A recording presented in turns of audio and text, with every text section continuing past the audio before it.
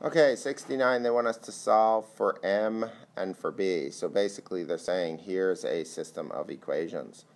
I'm going to rewrite the second equation, 94M plus B.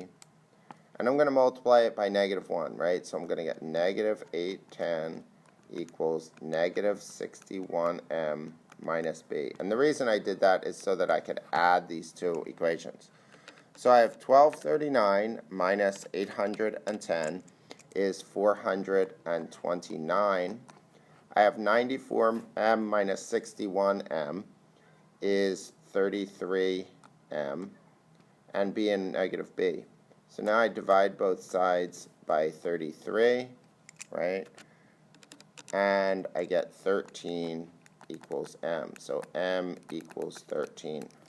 Now I need to take one of the equations. It doesn't matter which one. I can take this and substitute M. So I have 810 equals 61 times 13 plus B. So 810 equals 61 times 13 is 793 plus B.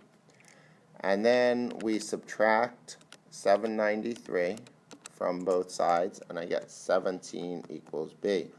So B equals 17 and M equals 13. Since it's not X and Y, we leave our answer in that form.